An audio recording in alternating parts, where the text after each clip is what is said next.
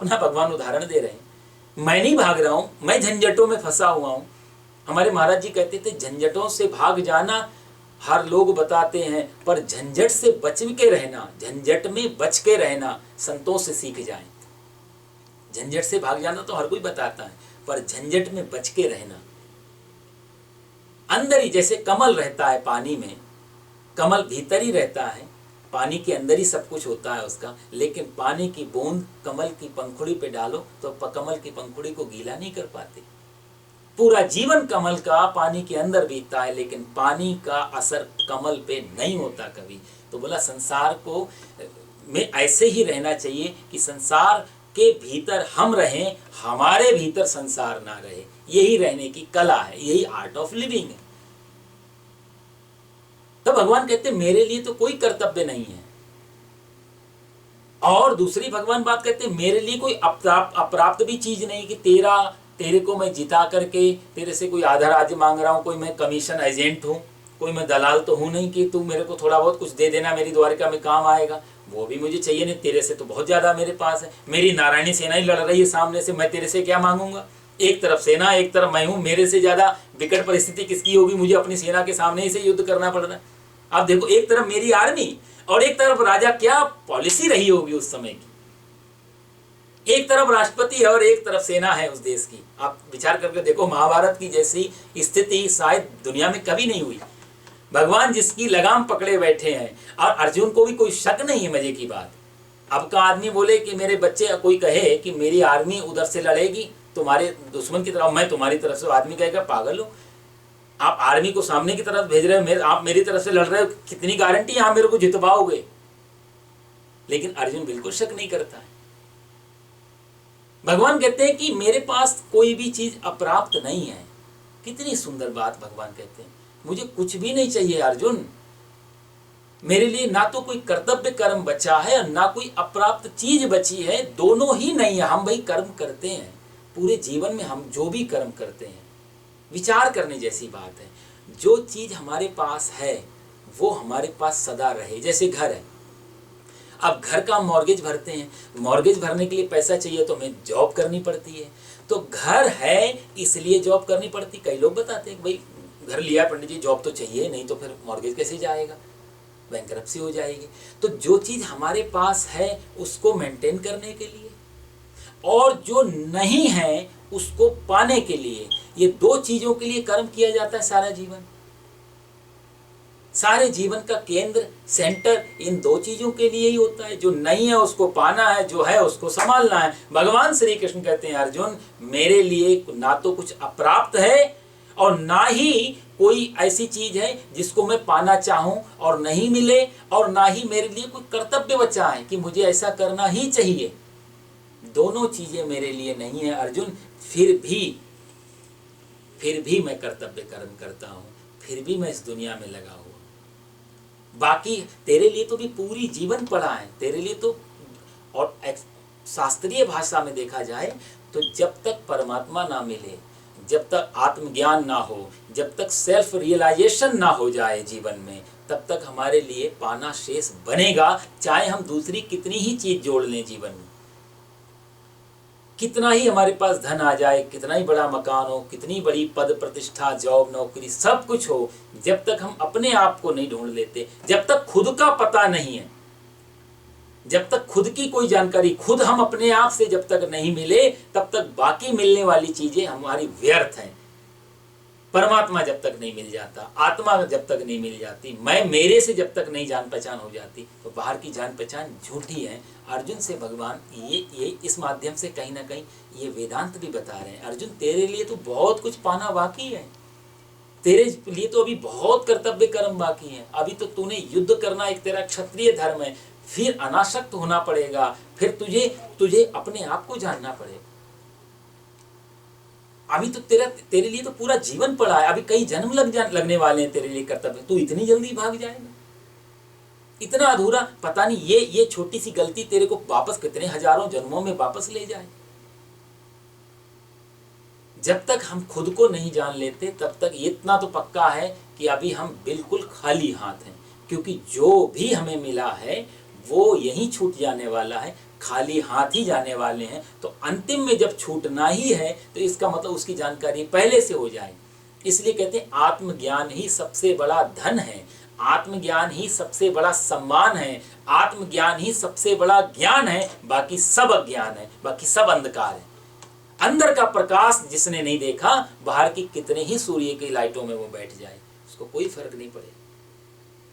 यहां पर जो मेरा मान के चलेगा, जो मैं मान के चलेगा, जो तो उसको जब हम मेरा जोड़ देते हैं तो मैं से उतना दूर होते जाते हैं। एक कहानी मेरे को याद आ रही है। एक पिता अपनी बेटी के घर गया, भगवान का बहुत अच्छा भगत था। जब भी कुछ भोजन करता तो भगवान को अर्पण करता, कोई वस्त्र आदि घर में लाता तो पहले भगवान को, तुम ही निवेदित भोजन करही, प्रभु प्रसाद पट भूषण धरही। मैंने आपको बताया था, आभूषण भूषण कपड़े जो भी आया मैंने पहनना है, पैसे से आए हैं, मेरी मेहनत से आए, ठीक है, लेकिन परमात्मा तुम नहीं होते तो शायद मैं मेहनत भी नहीं कर पाता, तुम नहीं होते तो मेरे लिए जॉब भी नहीं मिलती, इसलिए आपकी कृपा से ये कपड़े लाया हूँ, अब मैं आपको चढ़ा करके मैं पहन रहा हूँ।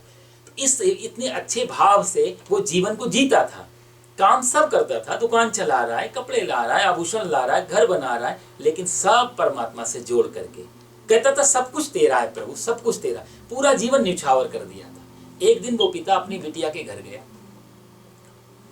तो बिटिया के घर गया तो अच्छा, पुरानी परंपराएं थी उस समय, ऐसी मान्यताएं थी कि बिटिया के घर का भोजन नहीं करते थे लोग, पुरानी परंपरा में। आज भी मैंने आपको बताया ना कि अयोध्या में जनकपुर से, मिथिला से जो बुजुर्ग लोग या संत लोग आते हैं कभी दर्शन करने, तो कमंडल में पानी साथ लाते हैं। आज भी ऐसी परंपरा है कि अयोध्या का हम जल भी नहीं पी सकते, क्यों, हमारी बिटिया यहाँ आई थी।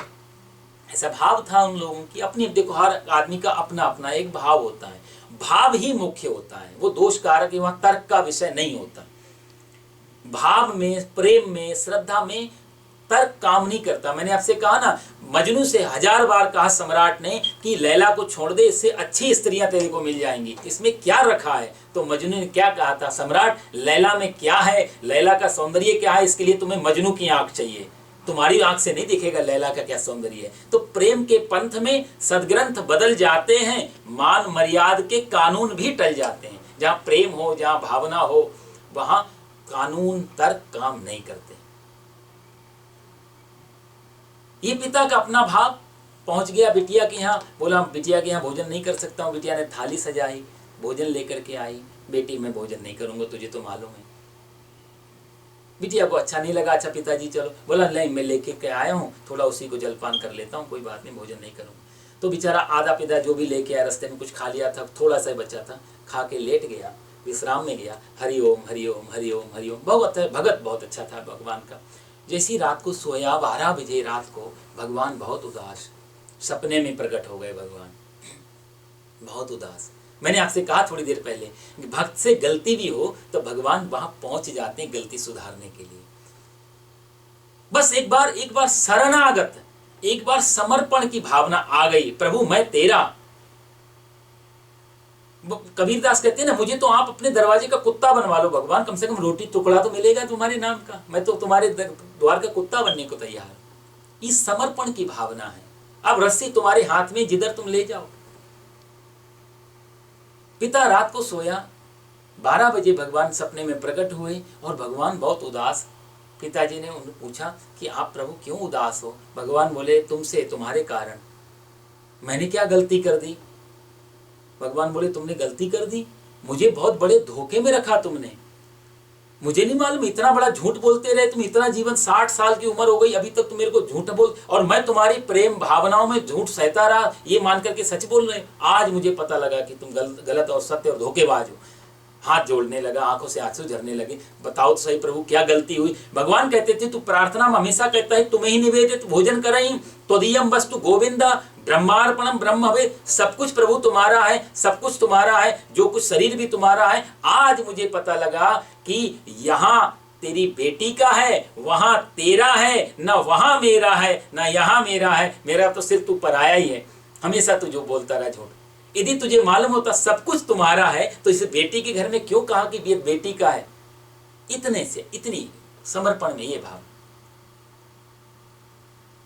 भगवान कहते हैं अर्जुन से, अर्जुन नामे पार्थास्ति कर्तव्यम, मेरे लिए कोई कर्तव्य कर्म नहीं है, लेकिन फिर भी मैं कर्तव्य करता हूँ क्योंकि आने वाली पीढ़ी हम सबको देख रही है। और यदि मैं ऐसा नहीं करूँगा,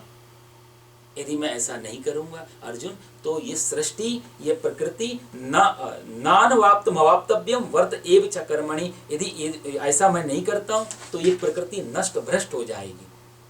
ये सारा सिस्टम जो चल रहा है वो पूरा सिस्टम ही बिगड़ जाएगा। क्योंकि भाई पीछे यदि जो ड्राइवर चला रहा है यदि वही छोड़ दे चीज़ को, तो फिर तो एक्सीडेंट होने के 100% चांस हो जाएंगे। पूरी प्रकृति जो परमात्मा से, भाई जो हवा चल रही है या पृथ्वी घूम रही है, भले हम मान के चलते हैं, आजकल का वैज्ञानिक मान के चलता है फोर्स है, ग्रेविटी है, या फिर ये ऑटो मोड पे लगे हुए हैं, जो भी मान के चलें, ये साइंस की थ्योरी है कि ऑटो मोड पे पृथ्वी घूम रही है। बस क्यों घूम रही है पता नहीं, कौन सी फोर्स काम कर रही है, पर घूम रही है। यदि कोई चीज एक्टिव है, इसका मतलब उसको एक्टिवेट करने के लिए कोई ना कोई तो पीछे होगा। जंगल में चले गए, हजारों साल से मान लिया कोई व्यक्ति वहां नहीं गया है, सिद्ध भी कर दिया कि इस जंगल में आज तक कोई नहीं आया, और अचानक से कोई व्यक्ति वहां पहुंचता है हजारों सालों के बाद भी, और वहां जाकर के देखता है कि वहां कोई झोपड़ी, टूटी फूटी झोपड़ी जैसा कुछ पड़ा है, ईंट पत्थर कुछ पड़े हुए हैं, तो वो भी आदमी कहेगा भले ही हजारों साल से नहीं आया हो, पर लाखों साल पहले आया हो, आया जरूर होगा व्यक्ति, नहीं तो ये टूटा फूटा झोपड़ा नहीं होता। खंडर बता रहे हैं इमारत बुलंद थी, ये खंडरों से पता रखता है कभी ना कभी यहाँ इमारत रही होगी। तो आज जितनी भी ये चेतन सृष्टि हमको दिख रही है, जितना भी यहाँ एक्टिवेशन चल रहा है, इसके पीछे कोई ना कोई तो होगा। साइंस भले ही ना माने, साइंस भले ही बोले ऑटो मोड पे है, लेकिन ऑटो मोड पे डालने वाला तो कोई ना कोई होता है। भाई प्लेन भी तो ऑटो मोड पे डाल देते हैं पायलट लोग बीच में, जब ठीक ठाक स्थितियां होती हैं, लेकिन वहां फिर इसका मतलब ये तो नहीं पायलट होता ही नहीं है। कहीं ना कहीं कितना ही ऑटो मोड वाला प्लेन बना लिया जाए, कहीं ना कहीं से तो कंट्रोल होगा ही, कहाँ पे उतने तो टेक ऑफ और लैंड कैसे करेगा वो। तो ऑटोमेटिक चीज को भी चलाने के लिए कोई ना कोई पीछे होता। तो इतनी बड़ी गैलेक्सी जो अपनी अपनी मर्यादा में घूम रही है, भगवान उसी की बात कर रहे हैं कि सारी चीजें मर्यादा में घूम रही हैं, कोई एक दूसरे से टकरा नहीं रही है। टाइम टू टाइम सिस्टम से सारा काम हो रहा है। लाखों साल से सूर्य उधर पूरब से ही निकल रहा है, लाखों साल से पश्चिम की तरफ जाकर के अस्त हो रहा है। सूर्य भी घूम रहा है, पृथ्वी भी घूम रही, चांद तारे भी घूम, एक दूसरे के चक्कर लगा रहे हैं, टकरा नहीं रहे।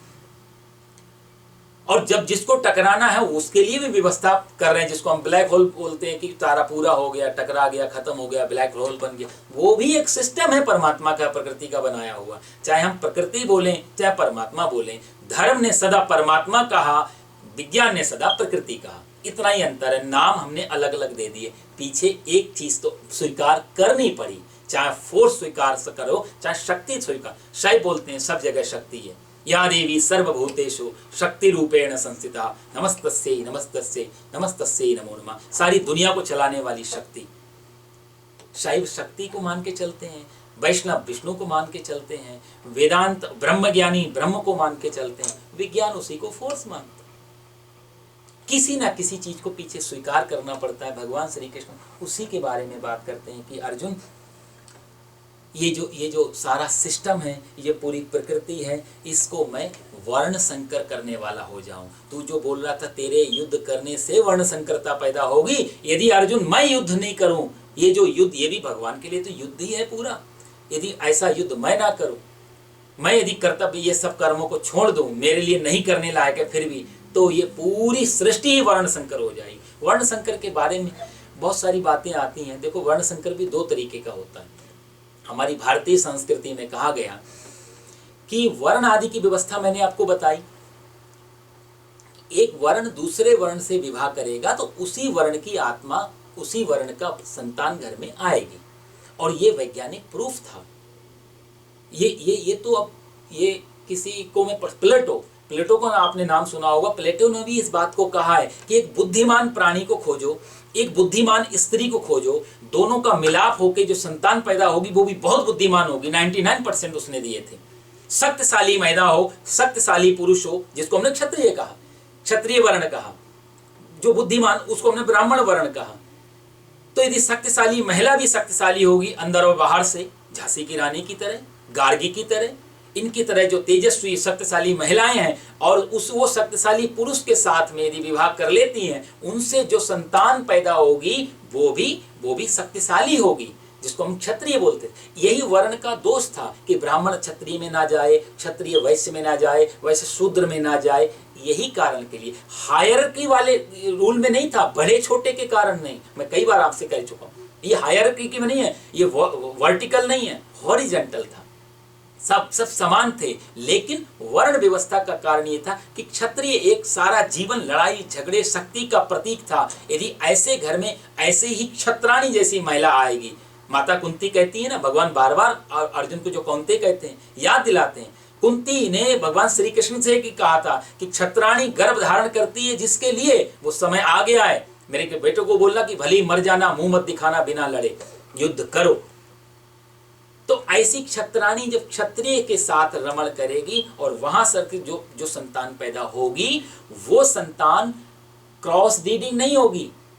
क्रॉस ब्रीडिंग वो है कि जहां पर एक कोई बुद्धिमान स्त्री किसी शक्तिशाली पुरुष के साथ रहे और वहां पर जो संतान है वो क्रॉस ब्रीडिंग में चली जाती है। एक क्षत्रिय यदि ब्राह्मण के साथ चला जाएगा तो क्रॉस ब्रीडिंग है, लेकिन यहां भगवान जिसकी बात कर रहे हैं वो क्रॉस ब्रीडिंग नहीं, वो हाइब्रिड करके आएगा, अच्छी संतान पैदा करने लायक। तो प्लेटो ने ये कहा था और उसमें बहुत सारे उसने सिद्धांत तैयार किए कि ऐसा करते करते शक्तिशाली महिला, शक्तिशाली पुरुष, उनकी संतान शक्तिशाली। और प्लेटो ये भी कहता है कि 5वीं पीढ़ी यदि ऐसे रूल पे चलती रही तो हम सुपरमैन पैदा कर लेंगे, ये उसने कहा। तो ये वर्णाश्रम की व्यवस्था हमारे भारत में हजारों साल पहले कह दी थी प्लेटो से, और हमने आज उनको, हाँ, दुष्प्रचार हुआ, मिसअंडरस्टैंडिंग हुई। उसके कारण ये, जिन्होंने वर्णों की व्यवस्था नहीं समझी, जिन्होंने आश्रमों की व्यवस्था नहीं समझी, उन्होंने इसको दोषी ठहरा दिया। ये गलत है, ये ऊंच नीच है, ये दलित, ये ब्राह्मण, ये शूद्र, ये हायरार्की में नहीं बांटे गए थे, ये हॉरिजॉन्टल स्थिति में बांटे गए थे। और इसके पीछे बहुत बड़ा साइंटिफिकल रीजन था जिसकी भगवान ने बात। तो 5000 साल पहले ये बात, ये चीज, ये वर्णाश्रम व्यवस्था बहुत अच्छी थी। कभी आप किसी पूरा इतिहास में आप देख लो, कहीं कोई दोष नजर नहीं आएगा ऐसा इस व्यवस्था में। आज दोष है, क्योंकि आज पता ही नहीं चल पा रहा है कौन ब्राह्मण है, कौन क्षत्रिय है, कौन वैश्य है, कौन शूद्र है। इसलिए भगवान ने कहा कि 2 ही विभाग हो सकते हैं व्यक्ति के, 2 ही विभाग मुख्य। वैसे तो 4 विभाग थे कि एक आदमी ज्ञान में जा रहा है। अब जैसे आजकल अरस्तु है, आइंस्टाइन है, ये लोग ब्राह्मण की श्रेणी में आते हैं। क्यों ब्राह्मण की श्रेणी में आते हैं? क्योंकि इनकी जानने की इच्छा रही। आइंस्टाइन कहता है कुछ भी खाना मिले ना मिले पर मुझे जानना है, उसकी पूरा जीवन का खोज ही जानने पे रही। ब्राह्मण का भी वही कर्तव्य रहा, वो हमेशा जानता रहा, नई नई चीजों को खोजता रहा, समाज को देता रहा, नई चीजों को खोजता रहा, समाज को देता रहा। तो पश्चिम में जितना आदर आइंस्टाइन का है ब्राह्मण के रूप में, क्योंकि खोज ही है उसकी। तो व्यक्ति हमेशा पूरी दुनिया में 4 ही विभाग उसके रहे। कोई जानने में उत्सुक रहा, ब्राह्मण में चला गया। किसी के लिए शक्ति मेन रही, जहां जो शक्ति को ही मुख्य मान के चलता था। अब नीत्शे, आपने नाम सुना होगा, नीत्शे बोलता है कि जब भी मैं देखता हूं सैनिक चलते हैं मार्च करते हुए और उनके जो जूते की आवाज आती है सड़क पे, रिदम जो बजती है, मुझे उस संगीत से बड़ा कोई संगीत नहीं लगता। अब इस नीत्शे को आप मोजार्ट सुनाओ, इथोवेन सुनाओ, क्लासिकल सुनाओ, इसके लिए कोई फर्क नहीं पड़ेगा। इसको सैनिकों की जूतों की टाप में जो रिदम नजर आती, ये बिल्कुल शुद्ध रूप से क्षत्रिय है, क्योंकि इसका सारा जीवन शक्तिशाली, शक्ति में रहा, शक्ति के को क्षत्रिय वर्ण में। तो बहुत ज्यादा पॉसिबिलिटीज है कि इसको क्षत्रिय कन्या ही मिलनी चाहिए थी, जीवन अच्छा जाता। आज हमारी दाम्पत्य जीवन में, गृहस्थ जीवन में जो ये जो सबसे बड़ा विवाद है, जो इतना स्ट्रेस है, उसका कारण यही था कि अब हम कुंडलियां मिला लेते हैं, सोशल लाइफ मिला लेते हैं, बाहर माता पिता सारी चीजों की चिंता करते हैं, बच्चों की शादी में घर कितना है, नौकरी कैसी है, रंग कैसा है, हाइट कैसी है, बैकग्राउंड क्या है, सिवाय इसकी चिंता किए कि स्वभाव क्या है मेरे बच्चे का, स्वभाव क्या है उस कन्या का। इसको सिर्फ इग्नोर कर दिया जाता है। भगवान श्री कृष्ण इसी बात को कहते हैं, जहां यदि इस चीज को इग्नोर कर दिया, पूरा जीवन अशांत जाने वाला है। तो बड़ा हो चाहे छोटा हो, धन की अवहेलना नहीं है, धन की उपेक्षा नहीं है। भगवान इतनी बात करें, गरीब हो चाहे अमीर हो, ये चीज होने वाली, क्योंकि स्वभाव जो सबसे ज्यादा जरूरी था, पैरेलल चलने वाले थे, रेल की पटरी यदि एक भी थोड़ी टेढ़ी मेढ़ी हुई तो साहब कैसे रेल चल पाएगी? दोनों को एक सीध में, एक डिस्टेंस में होना चाहिए। वही वही एक वर्ण व्यवस्था थी। अर्जुन से भगवान कहते हैं मेरे लिए कुछ भी अप्राप्त नहीं है अर्जुन, मेरे लिए कोई भी कर्तव्य नहीं बचा है। ये वर्णाश्रम की व्यवस्थाएं, ये सारे कर्तव्य तेरे लिए हैं, तू परम क्षत्रिय है, तेरे लिए बहुत कर्तव्य बाकी हैं अर्जुन। इसलिए मैं कर्तव्य यदि कर रहा हूँ, मैं यदि सारे काम कर रहा हूँ तो तुझे भी ये करना पड़ेगा। यदि नहीं करेगा तो पीछे जो तेरी फॉलोइंग है, पीछे चलने वाले लोगों के लिए तो प्रमाण नहीं बन सकता। वो परम क्षत्रिय है और तेरी इसमें तेरे को बहुत बुरा लगेगा। यदि तू जंगल भी भाग के गया और तूने सुना कि समाज तेरे बारे में ऐसी बात कर रहे हैं तो तेरी आत्मा को कभी शांति नहीं मिलेगी। और तू मर गया और मर करके भी जब सूक्ष्म शरीर से यात्रा करेगा, मन तो साथ में होगा। आज जब तू देखेगा तेरी अपकीर्ति हो रही है इस पृथ्वी पर तेरे युद्ध छोड़ने की वजह से, तो भी तुझे गिलानी होगी कि मरना तो था ही, आज भी मैं मरी गया, युद्ध छोड़ के क्यों मरा, युद्ध करते करते मर जाता तो मेरा नाम होता अर्जुन। तुझे शांति चाहिए तो कर्तव्य कर्म को कर। यदि मैं परमात्मा होकर के, भगवान यहाँ पर आप देखो तो स्वयं को परमात्मा सिद्ध कर रहे हैं। भगवान राम और भगवान कृष्ण की यदि हम रामायण पढ़ो और श्रीमद् भागवत या गीता, आश्चर्य की बात है भगवान राम ने पूरे जीवन में कभी नहीं कहा मैं भगवान हूँ। भगवान ने हमेशा अपनी भगवत्ता को, अपने भगवत स्वरूप को छुपा के रखा, आम मनुष्यों की तरह रहे। आप देखो जंगल में जा रहे हैं भगवान राम, सीता जी की खोज कर रहे हैं। कहानी आती है कि जंगल में जब भगवान राम बैठे हुए थे पंचवटी पर्ण कुटीर में, तो माता सीता के पैर में कांटा चुभ गया। भगवान निकाल रहे हैं, सुई तो थी नहीं, जब नहीं निकल रहा है तो भगवान ने अपने दांतों से निकाला है वो कांटा।